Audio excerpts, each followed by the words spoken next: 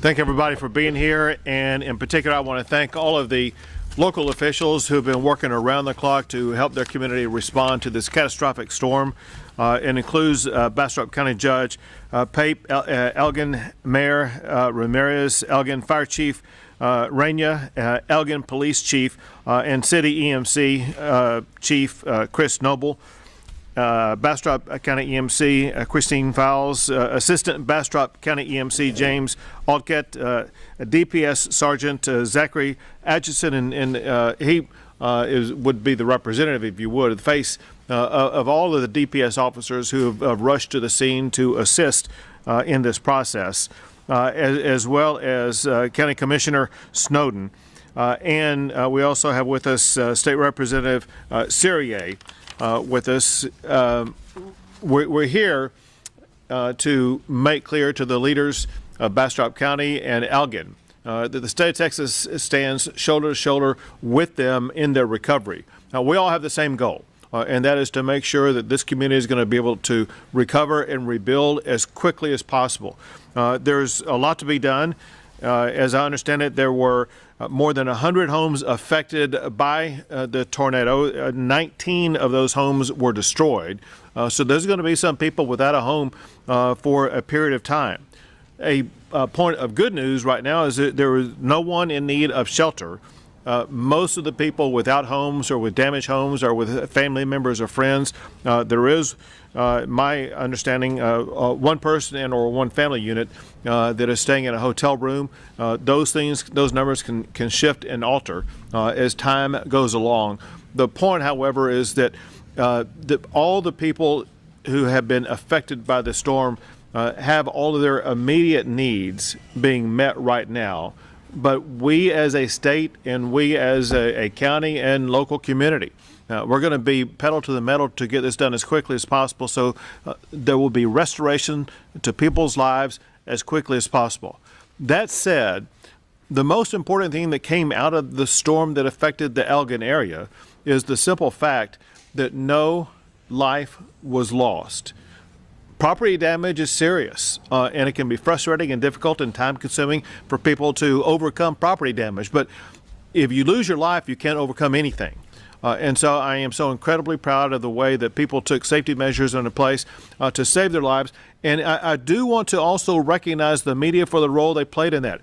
I saw myself on watching television, the early warnings that were provided to this community. In advance, moments before the tornado was going to hit here, people in this Elgin area were told to take shelter. I don't know how many people's lives were saved because of that, but I have no doubt there are people alive today or healthy today because they were able to get warnings from the media and heeded those warnings, and their lives are saved. I just returned from Sherman, Texas, in Grayson County, which is the one area where the only fatality that occurred in the entire state of Texas after all of these tornadoes was a woman in Sherman. Our prayers are with her and her family for that loss. Any loss of life is a tragedy, but to imagine the ferocity of the storms that we saw taking place coming across I-35 and Highway 45 with traffic going across it at the time, seeing people be able to make it through a tornado and hurricane force winds without losing their life through an episode like that is nothing short of stunning. One thing that we do with the Texas Division of Emergency Management is we work with local communities like this in the aftermath of storms to work with them on gathering all damage data so we can provide that data to FEMA. If the data adds up to a certain amount, FEMA will classify it as a federal declared disaster, and it will entitle local communities like Elgin, like Bastrop County to be able to access resources. As a result, one thing that we need from people across the entire Bastrop County area, across all of Elgin, is to provide information about any damages that you and your property have sustained. One way to provide that information is at a website. That website is damage.tdem.texas.gov. That's damage.tdem.texas.gov. I cannot overemphasize the importance of everybody getting that information, everybody going to that website, everybody putting data into that website so that we can begin aggregating the total amount of damages sustained here and elsewhere in the state, because whether or not the state is going to qualify for FEMA reimbursement and FEMA financial support depends upon the aggregation of all of the damages sustained across the entire state of Texas because of all of these tornadoes. I know from my visit in the meeting just before coming out here that an issue that the Elgin area faces is debris. Obviously, there's going to be a lot of debris in the aftermath of a storm like this, and the state will be working with Elgin, with Bastrop County to make sure that they're going to be able to address their needs as it concerns debris. One thing that accelerates that is the disaster declaration that I've made. What this does is it accelerates timetables. It removes obstacles such as rules and regulations that would hinder their ability to make that happen more quickly. This is the disaster declaration that I have issued for 16 counties across the state of Texas that were affected by tornadoes.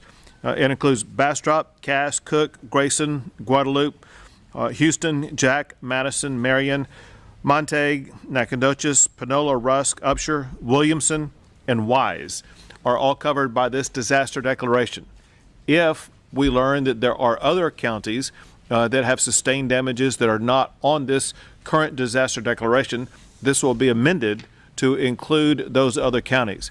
But this is intended to provide resources as well as to accelerate the process to help Bastrop County and Elgin and all the other communities in Bastrop County recover from this storm more quickly. Bottom line is this. We want to be with you every step of the way, knowing the difficulties that you're going through right now. We're here to help to make the repair process, the restoration process, move as swiftly as it possibly can. A leader in that effort is your county judge, to whom I will turn it over now. Thank you, Governor. I am County Judge Paul Poppy, and you can call me Pape if you want to, Governor. You can call me whatever you want. But I welcome back to Bastrop County. You've been here with us before when we've had disasters, and many times, and we're so thankful that you took the time to come back today. We are in the recovery business together with the state of Texas, and I can tell you on the night of this tornado, we had representatives from TDEM and from your own office, Governor, out here on site as soon as the wind was passed, and they began immediately to help us to respond, to help people recover, to help people find safety, to find shelter, to find food and water, and all of that works together because of the great work that the state of Texas does. And you've traveled the state already after this disaster, and you've got a couple more stops to make, I think, even today, right? So we thank you for coming to Elgin and helping us here. If you forgot that website the governor gave you, let me give you a simple phone number that you can call for anything regarding this disaster. It's the Bastrop County hotline. It's 512-303-4300. That's 303-4300. If you need information, if you need that link, if you need to know where resources might be or how to get help, call that hotline number and we will get the resources to you that you need. And whether it be cleaning up debris or whether it be a long-term stay need, call that hotline. We appreciate that. Governor, I just can't say enough about how the partnership is such a blessing to Bastrop County, and it means a lot to Elgin, to the community of Elgin, for you to come here and bring this proclamation to us. This time, I wanted to turn it over to Mayor Ramirez of Elgin and let him say a few words. Thank you, Governor, Judge, Chief. I appreciate all of you being here in Elgin today. I just quickly want to make 2 points for Elgin, and that is the first point I want to talk about is all of you in Elgin that were affected by this storm. I want you to reach out and ask for help. The help is out there. It's help. The help is out there from Elgin. The help is out there from the county and from the state. For instance, we had 4 families that we met just 15 minutes ago that all had houses either destroyed or major damage, and we've already started hooking them up with help. So that's what I want you guys to do. Y le voy a decir a la gente de Elgin, si te pegó el tornado, pregunta por ayuda, porque la ayuda está ahí. Ok, el número, si quieres hablar, es 512-303-4300. Thank you. Now, the second thing I want to hit is the fact that when I came into this fire department on the night of the storm, and we went to the command center, I was so blessed, and the judge just said it, I was so blessed to see all the groups that were here. Not only did we have Fire Chief Martinez and Police Chief Noble, all your officers, sir, all your firefighters. Not only did we have the Elgin first responders, but we had the Texas Department of Public Safety and the state police. That night, during the middle of the storm, they went out and did welfare checks on the hardest hit roads. So if you can imagine going out on the night of the storms when it was still storming, our troopers and state police did that. We had the Texas Department of Emergency Management here. They were instrumental in getting things done and getting contacts and getting phone calls made. And without them, and Bruce from TDM and Brent Weaver, I'm going to call you out, Brent. Your passion and your tenacity is much appreciated. So I don't know where you are, Brent. I think you're back here somewhere, but understand that we here appreciate it. Our Bastrop County Judge, thank you for everything that you did to provide Elgin with the services that you provided, and our Bastrop County Office of Emergency Management. Christina and James and Jim and Peter, you guys were literally lifesavers. So with that, Governor, I'm going to pass it back to you. But Elgin, ask for help. We have it. Thank you. Thank you, Mayor. And now the Chief of the Texas Division of Emergency Management, Nim Kidd. Mayor, thank you for your kind words. It means a lot to us and the men and women that have been out there working. I also want to echo the governor and thank the media. 24/7, 365, you're out there pushing that message, and it was a life-saving message. Thank you for that. We will continue with the recovery process. We will work hand in glove with the cities and the counties of the state that are impacted. First and foremost, if you have insurance and your home or business was damaged, I need you to file an insurance claim. I need you to check with your insurance agent and start that process. After that, we'll be working with our city and county officials to do the damage assessments. The federal thresholds for our state are roughly $50 million of uninsured loss to public infrastructure and government buildings. And as an easy thumb rule, I need about 800 homes major damage or destroyed without insurance before we qualify for the federal assistance. So that's just a rough thumb rule on the IA side. We're gathering those numbers together. We have a lot of volunteers that are out there. And as the gentleman to my left have said, there are literally thousands of volunteers waiting to come in and help. So if you need help, please reach out and ask. Thank you very much. We'll be happy to take a few questions. Governor, can you go into these regards? I know that there's just so much that the state can do in regards to helping folks. This isn't an ATM card, right? You say it is not? It is not. Correct. That's correct. Are we talking low interest loans, things like that? Well, again, things like the low interest loans, those will depend upon whether or not there's qualification under FEMA. There are some other strategies that may be possible from TDM that I'll let Nim Kidd tell you about. But most of the robust resources that provide direct assistance to individuals is based upon whether or not the state is going to qualify for individual assistance, why it is so important for people to go fill out that information so we can aggregate the numbers so that we do qualify. That said, I'll let Chief Kidd tell you more about it. And Rudy, thanks for the question. It gives us an opportunity to re-explain the process again. The damage assessments are so critical, but as you've heard from the judge and the mayor, the volunteer organizations and faith-based organizations that come in after every disaster to help with cleanup and rebuild are already here and they're already working. That is the prime spot for disaster recovery for households in Texas. After that, we do our damage assessments that we've already started working on.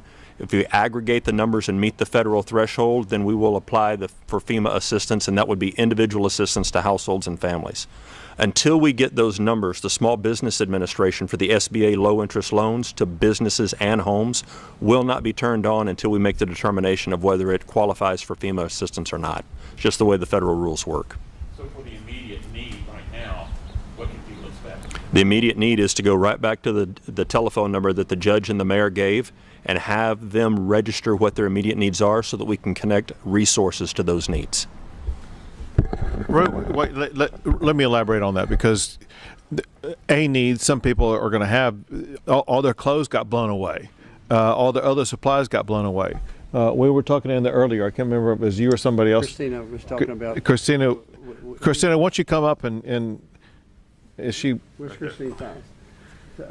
We have resources available. Why don't you for people tell who them need. what you were telling us and the other resources that are available, because people do have immediate needs right now, and there are ways to address those needs right now that she'll be able to explain to you. So again, Rudy, the phone number is imperative. The 303-4300, 512-303-4300. Anybody can contact that number. Any needs they have, we'll be able to take care of them, be it clothing, be it small appliances. If they need some furniture, we'll be able to start helping them with that. There are some local places here, particularly the Lions Club, that is collecting some donations. The way we work with donations in Bastrop County is that the donations actually go to our, we work with 3 thrift stores. The donations go to the thrift stores, and from there, folks can get a voucher to go shopping at the thrift stores if they were affected by this disaster. So we're prepared to take care of any need there is that's going to come up. All you need to do is reach out. Call us. Identify yourself before we move on. I'm Christine Files. I'm the Emergency Management Coordinator here in Bastrop County. So contrary to what I said at the very beginning, I was wrong when I said no vouchers. There are vouchers, just available through a different way. The FEMA vouchers will come later if we do qualify. Oh yeah, Governor, if we don't qualify for federal aid, what do the next steps look like for helping those with uninsured homes? We've had viewers asking why the state doesn't tap into the rainy day fund, so if you could explain that process if we don't get any money for it. Well, there's a lot of potential avenues to go down to look at, and again, I'm going to have NIMKID weigh in on that. But there are so many organizations that work together. I'm going to give you a quick, easy example of what we have dealt with in the past, and that is Hurricane Harvey. And we saw in the aftermath of Hurricane Harvey, for people who did not qualify, there's all of these volunteer organizations that come together, and they can rebuild homes in a matter of days. And we will be tapping into those volunteer organizations, get them here in Elgin and help rebuild homes here, just like they did along the coastline in the aftermath of Hurricane Harvey. But I'll have Chief Kidd add more to that. Thank you, Governor. And I know it's a question, why don't we just tap into the rainy day fund? Those are the words that you just used. And the truth of the matter is, there is no point in the legislature that puts money into any of our budgets in order to be able to do that. One of the reasons I think they don't is because the volunteer and faith-based organizations respond so quickly and are able to get out there and help those that are in need. I mean, literally, I cannot overstate this. We have thousands of volunteers waiting to come and assist. Nearby, we did have the storms that hit East Williamson County, affected the towns of Hutto, Taylor, Granger, and the community of Circleville. I know you had a press conference with Williamson County Judge Bill Gravel on Monday. I just wanted to know if there's anything new report on those storms and recovery efforts there in East Williamson County. So yeah, on the night of the storms, I was with the county judge, and we went over the areas that you talked about, all the areas in Williamson County, and they were making progress at the time. They have continued to make progress to get power back on, to get lives restored, to get neighborhoods cleaned up, and to get the community back in order. And so I'm extraordinarily proud of the swift action taken by leaders both in Williamson County, but also the cities in Williamson County that acted so swiftly. They're doing a great job to get people restored as quickly as possible. Time for one more question. We met a homeowner who is underinsured, and I'm sure that's a pretty common problem. Does that help meet the requirements we have to meet, or do you simply have to be uninsured? It can meet the requirements to be underinsured. It's just in the disaster case management process, when we figure out what that determination is, the quick dividing line is un or underinsured, as you just said. It's easy to see which homes don't have an insurance policy altogether, but it takes days or weeks sometimes to people to bring their policy forward and their adjuster to tell what is insured. So that process is a little slower in order to make happen. Governor, I got one more follow-up. Sure. Our first responders have been tasked. We have individuals from Central Texas right now and West Texas working. Wildfires, they've been all over the place. They've been all over the place Monday. what's your response, what's your reaction as you go across the state, meeting with these folks and what they're doing and what they continue to do? One of the things that gives me more pride about our state than anything else is our first responders. But before these tornadoes struck, I was up in other counties across the state of Texas dealing with wildfires. Then at the same time these tornadoes struck, we had a blizzard going on, as well as fires going on, as well as hail going on, as well as flooding going on, as well as hurricane winds going on. And everyone always asks me the same thing: how are you going to have enough personnel resources to be able to deal with all this? And the answer very simply is we're Texas. And we saw when we were dealing with the fires, there were firefighters that were coming in from dozens of other counties across the entire state of Texas. Texans live to respond to dangers like this. They live to respond and help their fellow Texans. It's times like this, times like Hurricane Harvey, when Texans step up and do more than ever before. We're seeing the exact same thing right now. Yes, we have a lot of storms going on, but even more yes, we have the people, the personnel, the commitment and the capability to respond to all of it. Thank you so much. Sure. Sir. Thank you, guys. It means a lot. We're It here. means a lot. Not For just you to be today, here. but all the way through. We know.